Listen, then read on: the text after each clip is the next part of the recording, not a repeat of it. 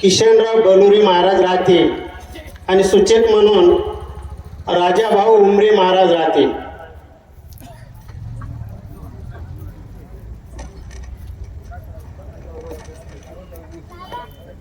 वय सांगा महाराज. 90 संपली.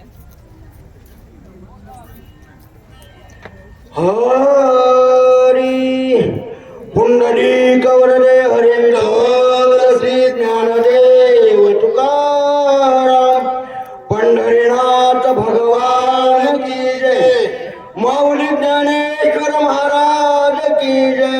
मोतीराम महाराज की जय. राजा रामचंद्र भगवान की जय.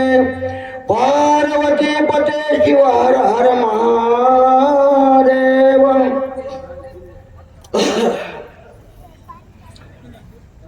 हरी श्री गणेशाय नमः. श्री सद्गुरु रामचंद्राय नमः. की बाळ सूर्य उदय आला तैसा येता तुला ना तरी शेत फण्या होणी निसटला मनी निघाला तरावया. असो भव्य दिव्य शक्तीचं निवेदन आमचे हरिभक्तपरायण तुकाराम महाराज तसेच सर्व या ठिकाणी रामनगरीतील सर्व असणारे भाविक भक्त मंडळी सर्वाला एकच सूचना आहे. कारण सर्वांना या ठिकाणी जे केलेलं निवेदन भव्य दिव्य कार्यक्रम भव्य दिवस म्हणायचं आपण. कारण पहिलं वर्ष असून त्या ठिकाणी एवढी दिव्यता आहे. आता हे वाढत जाणार आहे. हे रोपटं लावले येवलेशे रोप लावले. आता ह्याचा वेळ या ठिकाणी दरवर्षी जाईल अशी आपण सर्व मोतीराम महाराजांच्या चरणी सदैच्छा व्यक्त करू. कथेला आरंभ या ठिकाणी सांगतात. दक्षिण दिशेतून जे येणाऱ्या मारुतरायाकडे त्या ठिकाणी पाहिलं.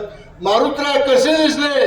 जशा प्रकारचा सूर्योदय होतो त्यावेळेस सूर्योदय उदय ज्या ठिकाणी सूर्य जसा दिसावा किंवा शेषफणा शेषाच्या ठिकाणी फण्यातला जो मणी असतो तसे मारुतराया दिव्य दिसले. उडान कपिनाथा आरे पर्वत ते माथा देखता कांता राक्षस चित्ता धीर सर्वता नगरवे. हनुमंतराया या ठिकाणी स्वतः काळ नेमीनं पाहिलं. त्याच्याही मनामध्ये उतावळी झाला आणि तो सुद्धा या ठिकाणी मारुतरायाकडे बघून त्याचा या ठिकाणी पाऊल जाग्यावर ठरवणं. आणि हनुमंत सुद्धा या ठिकाणी त्याला पाहून काय म्हणतात ती गोड कथा. डोळा पडली कापडी हातावर वेंगडी पडली मनाची मुरकुंडी नायक भवंडीच्या शियारी. कारण ज्याला त्याला या ठिकाणी मरण कळते त्या ठिकाणी त्या स्वतः काय नेमीनं हनुमंताला पाहिलं. त्याच्यावर परिणाम झाला. शरीरावर परिणाम झाला. त्याच्या मनावर परिणाम झाला आणि त्याला या ठिकाणी मुरकुंडी आल्यासारखी झाली. जशी भुरळ पडल्यासारखी झाली. अशी अवस्था आमच्या हनुमंतामध्ये ताकद आहे. ती त्या ठिकाणी त्या काळने मिळवणार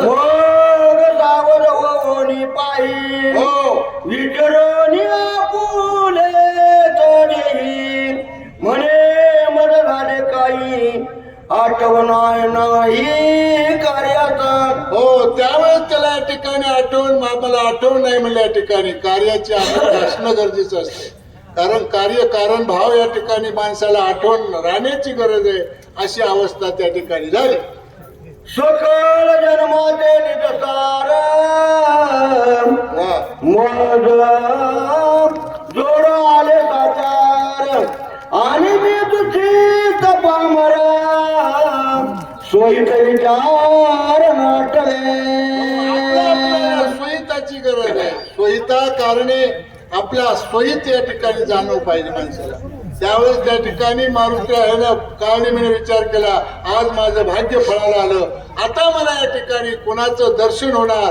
मी कृत्य झालो. इच्छा केली ते पावलो अशी माझी अवस्था होती. स्वामी कार्य साधावे त्याचे मुक्त व्हावे कपी असते ते मित्र निज कार्याथे मूर्तीत तिथे पडिलो मी काय या ठिकाणी अशा अवस्थेत पडलो म्हणजे या ठिकाणी काय नाही म्हणाला माझं या ठिकाणी कार्य साधण्यासाठी मी काम करेन आणि बरोबर आता माझा उद्धार या ठिकाणी होण्याची वेळ आली अशी आठवण होऊ लागली. आयुष्य विचारोनी मनी स्वस्त पैसाला असणी कपिने देखील आदुरणी मग धावून तेथे असं आला काळनेमीनं मनात विचार केला आणि तो या ठिकाणी स्वस्त बसला म्हणजे कसा बसला साधू सारखा बसला. साधू सारखं बसणं वेगळं, साधू असणं वेगळं आणि साधू दिसणं वेगळं. तसा तो या ठिकाणी साधू सारखा बसला आणि कसा झाला त्याने या ठिकाणी साधू सारखा बसून तो या ठिकाणी मारुत्र्याचं ध्यान करू लागला. अशी गोड कथा ना दोन्ही देखील ताप धरशील कपीचे मानस भला सर्वांगी उल्हास ऋषी मानस तेथे ऋषीचं मानस असणारे जे हनुमंतरायाचं वर्णन नाथ महाराज करतात की बाबा ऋषी मानस. कारण योग्याचा जो महामुनी असणारा जो भगवान श्री शंकराचा अवतार मारुत्र्या काय म्हणाले या ठिकाणी मला पाहिलं आणि मारुत्र्या म्हणतात खरोखर या ठिकाणी बसलेला कोणीतरी योगी आहे आणि योग्याचं दर्शन घेणं आपलं भाग्य आहे. हनुमान श्रीराम किंकर राम रूप चराचर देखे सर्वथा सर्वदा साचार प्रेम थोर श्रीरामी. अरे ज्या भगवंत राम प्रभूचा दास असणारा हनुमंतराय या ठिकाणी राम किंकर आहेत, रामाचे भक्त आहेत. त्या मारुत्र्याने अशा साधूला पाहिलं. मग साधू कपटी असो का साधू कसा बी असो, साधू थोर जाणा साधू थोर जाणा साधू थोर जाणा कलियोगी. या वृत्तीनं मारुत्र्याने त्या काळनेमीकडे पाहिलं आणि मारुत्र्या म्हणतात माझं भाग्य फळाला आलं. ते बी म्हणायला माझं भाग्य फळाला आलं आणि हे बी म्हणायला माझे भाग्य फळाला आलं. असं दोघांचं झालेला मधला या ठिकाणी संवाद शांती ब्रह्म एकनाथ महाराज आपल्याला सांगतात. शाजी जैसी तैसी अंतर्वृत्ती हो. ते जगाचे तैसे देखती जैसे ते विषयाची उपपती श्लोक संपत्ती परिसावी. श्लोकाचा अर्थ त्या ठिकाणी ऐका म्हणतात ज्याशी जयाची वृत्ती. कारण जसं अंतकरणात असतंय तसं या ठिकाणी बरोबर त्याला दिसतंय.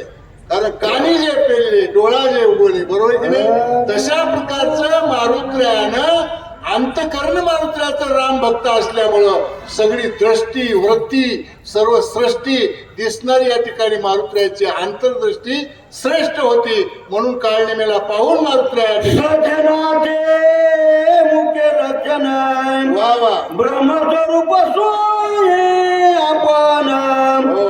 जे गगन ब्रह्मपूर्ण कपट चिन्ह अरे जो साधू आहे जो सज्जन आहे जो भक्त आहे जो या ठिकाणी असणारा निका भक्त आहे त्याच्या वृत्तीमध्ये या ठिकाणी बदल होत नाही. त्याच्या चित्तामध्ये या ठिकाणी सदोदित रात्रंदिवस भगवंताचं चिंतन असतंय. त्याला जे जे दृष्टी दिसे ते हरिरूप अवस्था अशा हनुमंतरायानं त्या काळनेमीला पाहिजे. काय क्रोध दमुनिंद्रिया हो. विषयाचा खंड परमानंद पावले. अरे ज्याचे विषय संपलेले असतात विषय तो त्यांचा झाला नारायण नावडे जनधन माता पिता. अशा अवस्थेमध्ये ज्या मारुत्र्याची अवस्था आहे त्या मारुत्र्याला काम नाही क्रोध नाही लोभ नाही मद नाही मत्सर नाही अहंकार नाही. आणि त्या मारुत्र्याने त्या काळनेमीला पाहिलं अंतकरण शुद्ध भावनेने या ठिकाणी त्याच्याकडे दृष्टी द्रष्टा दर्शन दे ध्याता आणि ध्यान ज्ञाता आणि ज्ञान अवघे चित्गान भासत. अरे ज्या भक्ताची ही अवस्था आहे जिथं त्रिपुटी या ठिकाणी संपत्ती दृश्य द्रष्टा आणि दर्शन ध्येय ध्याता आणि ध्यान अशी या ठिकाणी सदोदित जे अवस्था त्या ठिकाणी हनुमंताची आहे. हनुमंताचीच नाही अनेक असे भक्त आहेत. मोतीराम महाराज असो आपल्या या ठिकाणी शेलू पेंडूचे निवृत्ती महाराज असो पुन्हा इथे एका ठिकाणी दामाजी महाराज कोणतरी म्हणले या ठिकाणी ऐकते असे अनेक भक्त आहेत. आणि ह्या भक्त आहेत म्हणून आपलं कल्याण. आपलं सुद्धा या ठिकाणी काय खरं होतं? अहो, लोक किती बिघडले असते हे लोक नसले असते. त्याच्या कृपेने या ठिकाणी आपण जगतो आणि ते जेवपर्यंत आहेत तोपर्यंत त्याची आपल्यावर कृपा आहे. चला, हे जनाचे लक्षण हो. लुप्त जे काविते पण सांगताचे हितना सावधान अवधारा. हे सज्जनाचे भक्ताचे जे या ठिकाणी असे असतात त्याचे या ठिकाणी जे अंतर्दृष्टीचे वृत्तीचे या ठिकाणी जे लक्षण आहेत ते लक्षण या ठिकाणी ऐका असं ग्रंथकार सांगू लागले. जवेला बजे के जापाशी हो. सदा ओळखे तयाशी अनुमाचा नुरंगी वचनाशी म्हणे सर्वश्रेष्ठी मी दास तुझा. आता वित्तेशन सांगू लागले. कारण ज्याचा अंतकरणामध्ये या ठिकाणी लोभ आहे, ज्याचं चित्तामध्ये या ठिकाणी असणारं लुलुपता आहे, त्याच्या ठिकाणी वृत्तीमध्ये जे दिसतंय तसं या ठिकाणी त्याचं लक्षण सांगू लागले.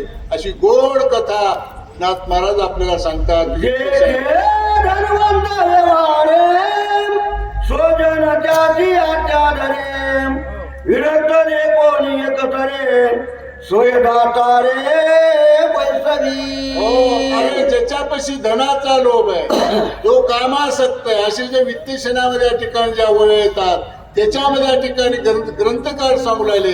जो कोणी या ठिकाणी पैशाचा लोभी आहे, पैशाचा लोभी माणूस त्या ठिकाणी कधीही त्याच्यामध्ये गुंतू मेल्याशिवाय राहत नाही. पैशाचा लोभ जला निर्माण झाला आणि पैशापाशी 36 अनर्थ आहेत.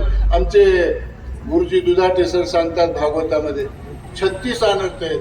पैसा वेगळा, बाई वेगळी, बाटली वेगळी आणि ह्या ठिकाणी जे कोणी याच्यामध्ये अडकले ते आणि कोणी वरी आले नाहीत. म्हणे भगवंताची कोण कथा हो, शीत ईश्वर दत्ता भोगा सता सांडून धरली तापसता आभाग्यता केवढी पाम. केवढी अभाग्यता आहे, काय अभागी लक्षण आहेत. अरे सत्ता कोणाचे? या पृथ्वी तलावर कर्तुम शक्ती ज्या भगवंताचे. म्या बोलविल्या वेद बोले, म्या चालविल्या पशु चाले, मी जगात चालविता असा जो भगवान परमात्मा, त्याची सत्ता असून जला या ठिकाणी अंतकरणावर वृत्तीमध्ये या ठिकाणी पैशाचा लोभ आला, त्याच्या वृत्तीमध्ये या ठिकाणी बदल होतो. अशा मोठ्या ज्या कथा आहेत ग्रंथात सांगतात. सांगणारे आपण सांगतो, ऐकणारे ऐकतात, पण याचा बारकाईने विचार कोणी करू शकत नाही.